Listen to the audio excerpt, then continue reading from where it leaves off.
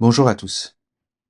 Imaginez un instant une équipe où chaque membre peut exprimer ses idées sans craindre d'être jugé, où les erreurs sont vues comme des opportunités d'apprentissage plutôt que comme des fautes à cacher, où chacun peut compter sur les autres pour tenir leurs engagements.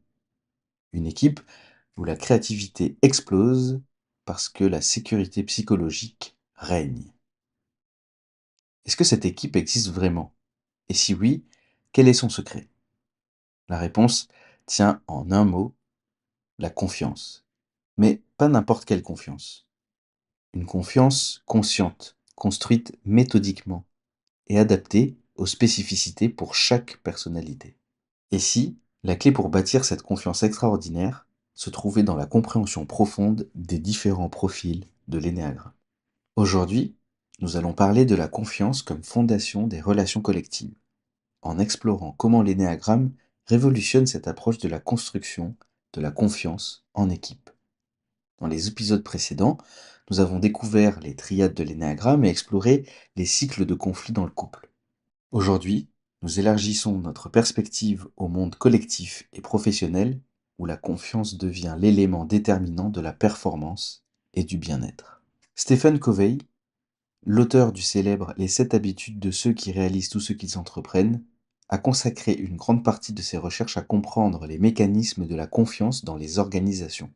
Son fils, Stephen Emmer Covey, a approfondi cette réflexion dans The Speed of Trust, démontrant que la confiance constitue le facteur le plus déterminant de la réussite collective. Leurs travaux révèlent une vérité fondamentale. Quand la confiance est présente, tout va plus vite et tout coûte moins cher. Quand elle est absente, tout ralentit et devient plus coûteux. Cette vitesse de la confiance transforme littéralement la performance des équipes et des organisations. L'énéagramme enrichit cette compréhension en révélant que chaque profil de personnalité développe et exprime la confiance différemment. Ce qui inspire confiance à un profil peut créer de la méfiance chez un autre. Ce qui rassure un centre d'intelligence peut en inquiéter un autre. Cette découverte nous permet de dépasser les approches génériques de construction de la confiance pour développer des stratégies personnalisées et exponentiellement plus efficaces.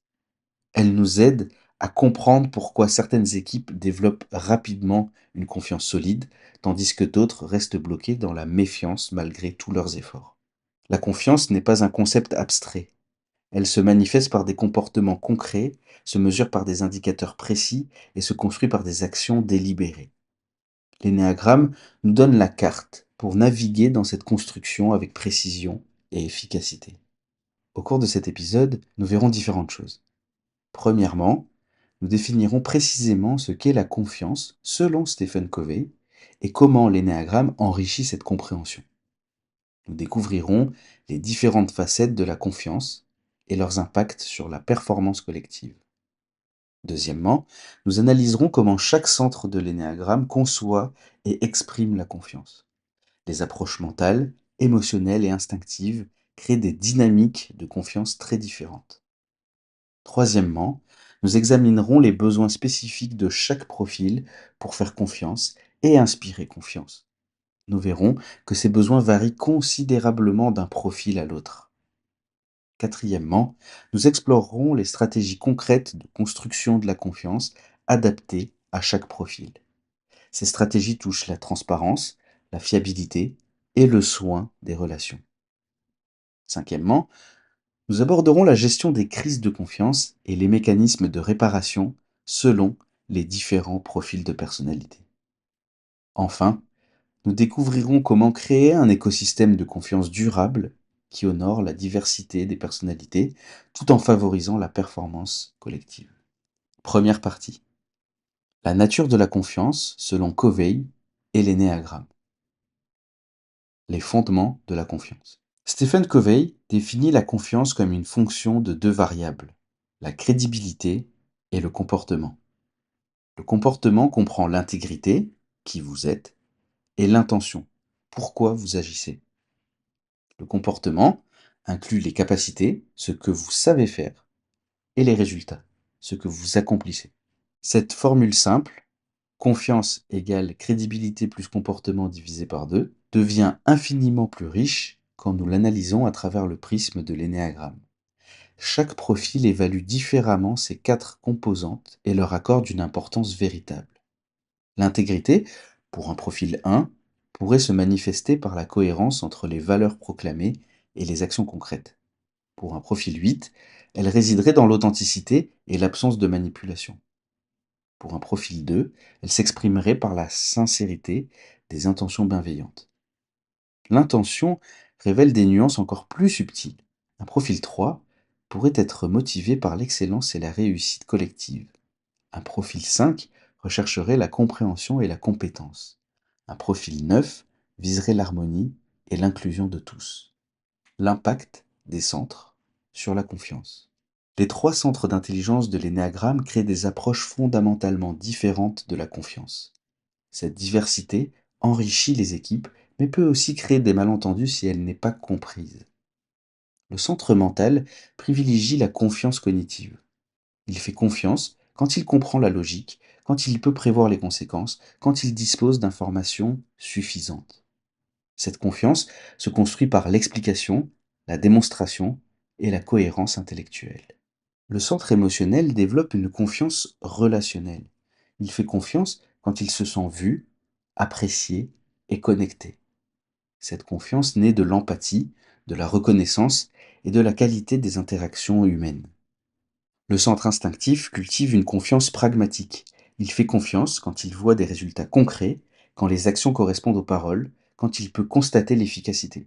Cette confiance se gagne par l'action, la cohérence et la livraison de résultats. La vitesse de la confiance adaptée au profil. Le concept de vitesse de la confiance de Stephen M. R. Covey prend une dimension nouvelle avec l'énéagramme. Chaque profil a son propre rythme de construction et d'expression de la confiance. Certains profils, comme le profil 6, développent la confiance lentement mais solidement. D'autres, comme le profil 7, accordent facilement leur confiance mais peuvent aussi la retirer rapidement. D'autres encore, comme le profil 8, testent intensément avant de faire confiance. Mais une fois la confiance établie, elle devient inébranlable. Cette compréhension permet d'adapter les stratégies de construction de la confiance au rythme et aux besoins de chaque profil, accélérant considérablement le processus global. Deuxième partie, la confiance selon les centres. Les profils du centre mental, 5, 6 et 7, abordent la confiance par la compréhension et l'analyse. Leur confiance se base sur la cohérence logique, la prévisibilité et la compétence démontrée. Le profil 5 développerait une confiance basée sur l'expertise et la compétence. Il ferait confiance aux personnes qui démontrent une maîtrise réelle de leur domaine, qui parlent avec précision et qui respectent son besoin d'autonomie intellectuelle. Pour inspirer confiance à un profil 5, il faudrait faire preuve de rigueur dans l'analyse, d'éviter les généralisations hâtives et de respecter son processus de réflexion. Il apprécierait qu'on lui fournisse les informations nécessaires pour qu'il puisse évaluer par lui-même la situation. Le profil 6 chercherait la confiance dans la loyauté et la fiabilité. Il aurait besoin de voir des preuves concrètes d'engagement, de constance dans le temps et de soutien dans les moments difficiles. Sa confiance se construirait progressivement par l'accumulation d'expériences positives. Il testerait souvent les relations pour vérifier leur solidité et apprécierait qu'on comprenne et accepte cette nécessité de vérification. Le profil 7 accorderait sa confiance facilement, mais la conditionnerait au maintien d'une dynamique positive. Il ferait confiance aux personnes qui partagent son optimisme, qui soutiennent ses projets et qui contribuent à créer un environnement stimulant. Pour maintenir sa confiance, il faudrait éviter de le limiter ou de le critiquer excessivement. Il apprécierait qu'on reconnaisse ses contributions créatives et qu'on soutienne sa vision positive de l'avenir. Le centre émotionnel et la confiance relationnelle. Les profils du centre émotionnel, 2, 3, 4, construisent leur confiance à travers la qualité des relations et la reconnaissance de leurs valeurs personnelles. Le profil 2 baserait sa confiance sur la réciprocité et la reconnaissance. Il ferait confiance aux personnes qui apprécient ses contributions, qui reconnaissent ses efforts pour aider et qui manifestent de la gratitude pour son soutien. Sa confiance se nourrirait d'interactions chaleureuses et de signes d'affection. Il aurait besoin de sentir qu'il compte pour les autres et que ses efforts sont vus et valorisés. Le profil 3 développerait une confiance liée à la reconnaissance de ses performances et de sa valeur. Il ferait confiance aux personnes qui reconnaissent ses accomplissements, qui soutiennent ses ambitions et qui contribuent à son image positive. Pour gagner sa confiance, il faudrait valoriser ses contributions, éviter de le critiquer publiquement et lui donner des opportunités de briller. Il apprécierait qu'on reconnaisse son efficacité et son impact positif. Profil 4 chercherait une confiance basée sur l'acceptation de son unicité et la compréhension de sa complexité émotionnelle. Il ferait confiance aux personnes qui ne jugent pas ses nuances, qui apprécient son originalité et qui prennent le temps de comprendre son monde intérieur. Sa confiance nécessiterait une approche empathique et authentique. Il aurait besoin de se sentir qu'on le voit vraiment, au-delà des apparences, et qu'on valorise ce qui le rend unique. Le centre instinctif et la confiance pragmatique. Les profils de centre instinctif, 8, 9, 1, ancrent leur confiance dans l'action concrète et la cohérence entre les paroles et les actes. Le profil 8 accorderait sa confiance aux personnes qui démontrent leur intégrité par l'action, qui tiennent leurs engagements et qui ont le courage de dire la vérité même quand elle dérange. Sa confiance se testerait dans l'adversité. Il ferait confiance aux personnes qui restent loyales dans les moments difficiles, qui ne cherchent pas à le manipuler et qui respectent sa force tout en étant capables de lui tenir tête quand nécessaire. Le profil 9 développerait une confiance basée sur la stabilité et l'harmonie. Il ferait confiance aux personnes qui créent un environnement paisible, qui inclut tout le monde et qui évite les conflits destructeurs. Pour gagner sa confiance, il faudrait être patient avec son rythme, valoriser sa contribution à l'harmonie et éviter de le bousculer ou de le critiquer trop directement. Le profil 1 baserait sa confiance sur l'intégrité et la qualité du travail. Il ferait confiance aux personnes qui partagent des standards élevés, qui font les choses correctement et qui s'engagent dans l'amélioration continue.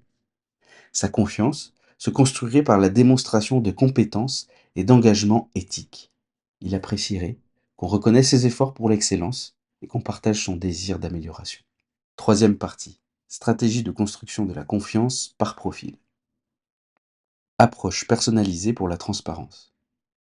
La transparence, premier pilier de la confiance selon Covey, doit être adaptée aux besoins de chaque profil pour être véritablement efficace.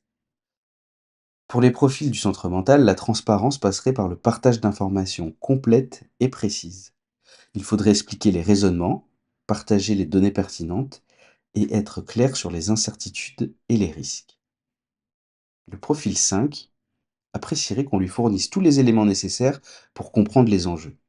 Il voudrait accéder aux sources, aux analyses détaillées et aux différentes perspectives possibles. Le profil 6 aurait besoin de transparence sur les règles du jeu, les attentes et les conséquences potentielles. Il apprécierait qu'on soit clair sur les engagements mutuels et les mécanismes de soutien disponibles. Le profil 7 préférerait une transparence optimiste qui met l'accent sur les opportunités et les perspectives positives tout en étant honnête sur les défis à relever. Pour les profils du centre émotionnel, la transparence inclurait la dimension relationnelle et émotionnelle des situations. Le profil 2 apprécierait qu'on soit transparent sur l'impact de ses contributions et l'appréciation que l'on en a. Il voudrait reconnaître l'effet de ses efforts sur le bien-être des autres. Le profil 3 aurait besoin de transparence sur les critères de succès, les opportunités de reconnaissance et l'impact de ses performances sur l'équipe. Le profil 4 chercherait une transparence authentique qui inclut les nuances, les complexités et les dimensions uniques pour chaque situation. Pour les profils du centre instinctif, la transparence se manifesterait par la clarté sur les actions, les responsabilités et les résultats attendus.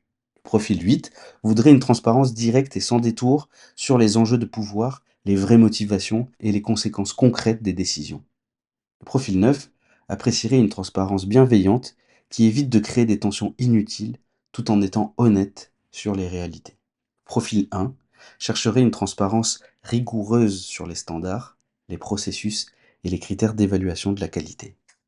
La fiabilité adaptée au profil. La fiabilité, deuxième pilier de la confiance, prend des formes différentes selon les profils de personnalité. Pour le profil 5, la fiabilité passerait par le respect de son autonomie, la qualité des informations fournies et la cohérence dans le temps des positions prises. Le profil 6 valoriserait la fiabilité dans l'engagement, la présence dans les moments difficiles et la constance des comportements de soutien. Le profil 7 apprécierait la fiabilité dans le maintien de la dynamique positive, le soutien de ses initiatives, la flexibilité dans les adaptations au changement. Le profil 2 chercherait la fiabilité dans la réciprocité, la reconnaissance de ses efforts et la manifestation régulière d'affection et de gratitude. Le profil 3 valoriserait la fiabilité dans la reconnaissance de ses performances, le soutien de ses ambitions, la cohérence des feedbacks positifs.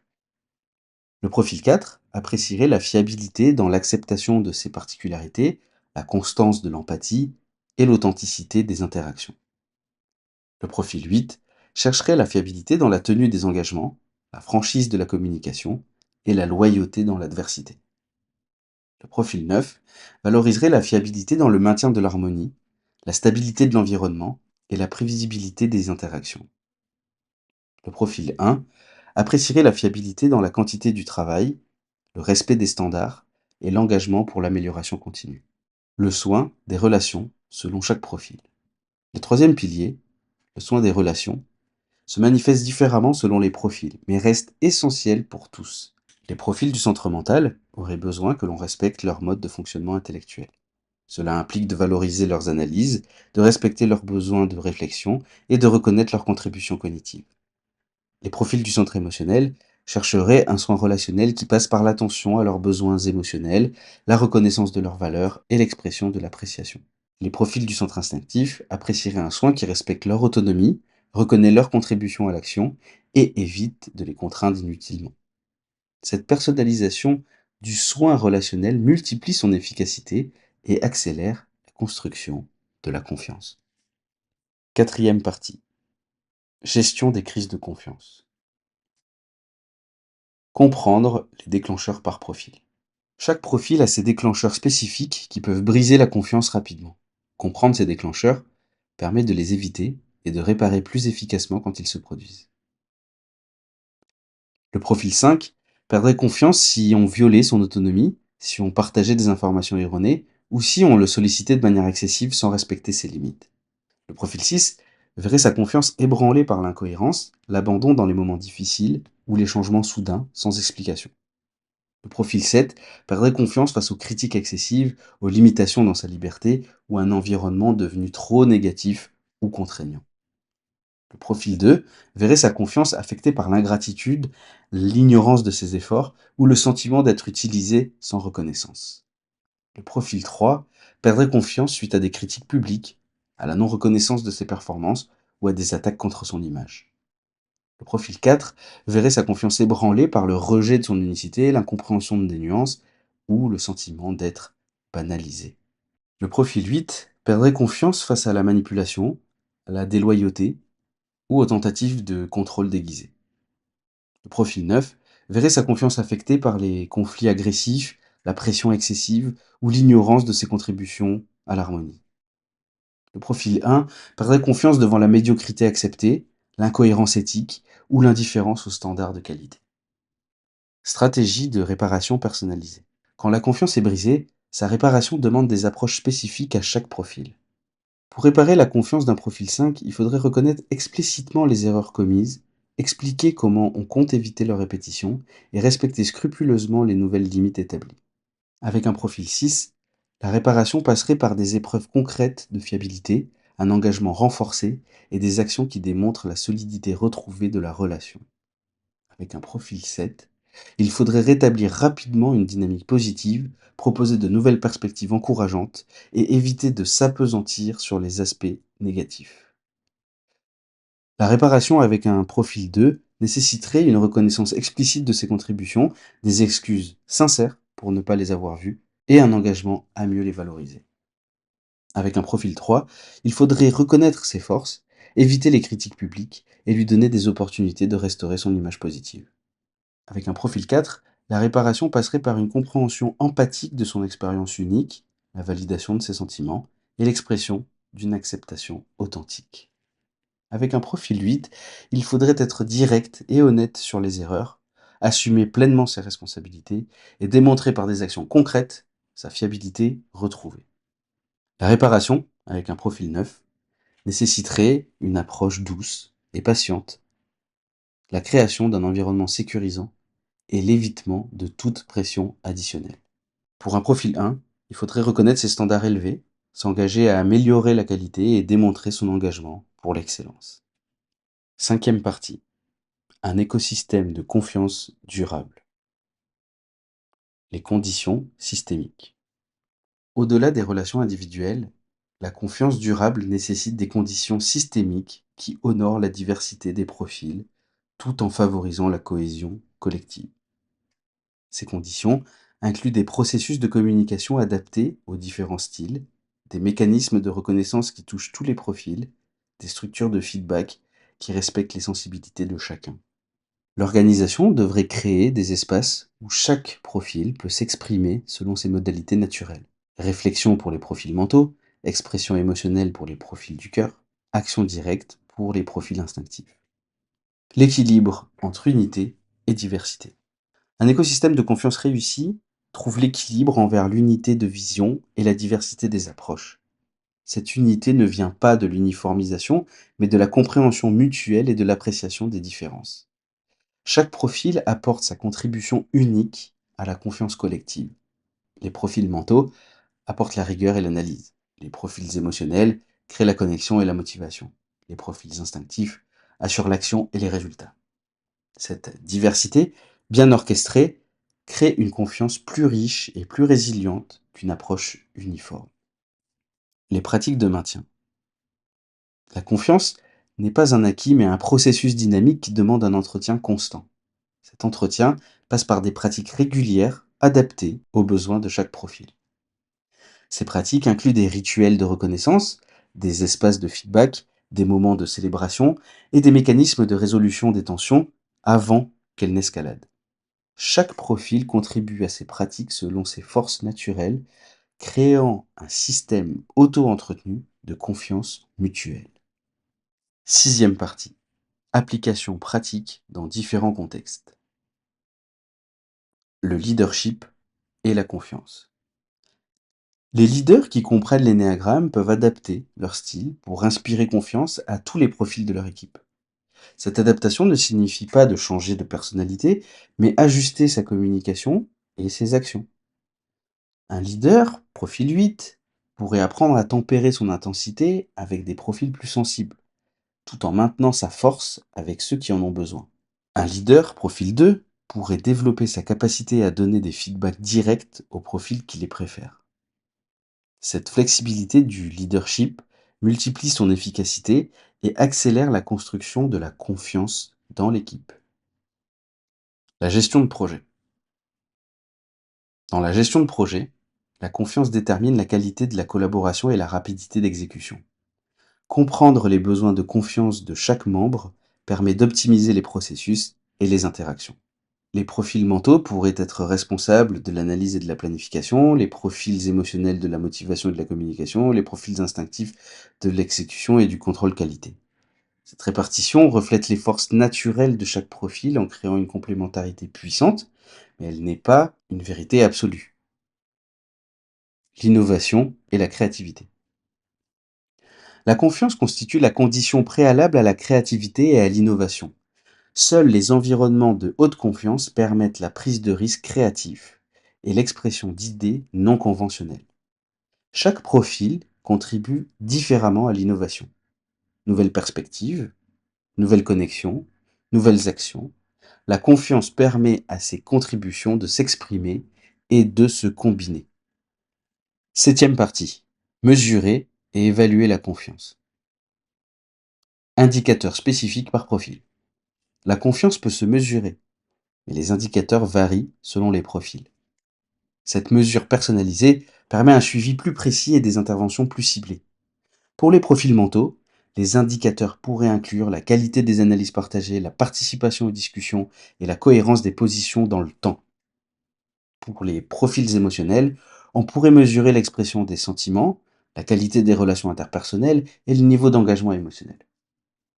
Pour les profils instinctifs, les indicateurs seraient l'exécution des engagements, l'initiative dans l'action et la qualité des résultats produits. Outils d'évaluation. Des outils d'évaluation spécifiques peuvent être développés pour mesurer la confiance selon les différents profils. Ces outils combinent auto-évaluation et évaluation par les pairs pour donner une image complète. Ces évaluations permettent d'identifier les zones de force et les opportunités d'amélioration dans la construction de la confiance. Conclusion. La confiance constitue véritablement la fondation de toute collaboration humaine réussie. Sans elle, les équipes peinent, les projets échouent, les potentiels restent inexploités. Avec elle, tout devient possible. Créativité, innovation, performance exceptionnelle et épanouissement collectif. L'énéagramme enrichit notre approche de la confiance en révélant que sa construction ne peut être uniforme. Chaque profil de personnalité développe et exprime la confiance différemment. Et ces différences constituent une richesse à honorer plutôt qu'un obstacle à surmonter. Les enseignements de Stephen Covey sur la transparence, la fiabilité et le soin des relations prennent une dimension nouvelle quand elles sont personnalisées selon les profils de l'énéagramme. Cette personnalisation multiplie leur efficacité et accélère considérablement la construction de la confiance. La compréhension que nous avons développée aujourd'hui transforme notre vision du leadership, de la gestion d'équipe et de la collaboration. Elle nous invite à dépasser les approches génériques pour développer une intelligence relationnelle fine et adaptée. Cette approche ne complique pas la construction de la confiance, elle la simplifie en nous donnant les clés précises pour toucher chaque profil là où il peut vraiment entendre et raisonner. Elle nous évite les erreurs coûteuses et les malentendus destructeurs. Dans un monde professionnel de plus en plus complexe et exigeant, cette capacité à construire rapidement une confiance solide et durable devient un avantage concurrentiel majeur.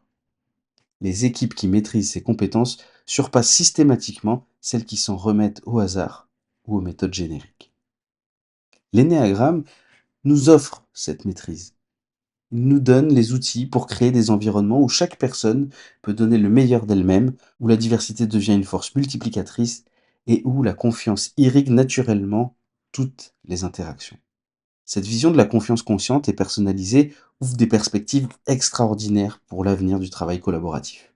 Elle nous invite à voir en chaque collègue non pas un défi à gérer, mais un potentiel unique à révéler et à intégrer harmonieusement dans le concert collectif. Dans le prochain épisode, nous explorerons les ailes et leurs influences dans l'énéagramme en découvrant comment les profils adjacents nuancent un profil central et colorent comportement et talent selon les enseignements d'Hélène Palmer. Merci pour votre écoute.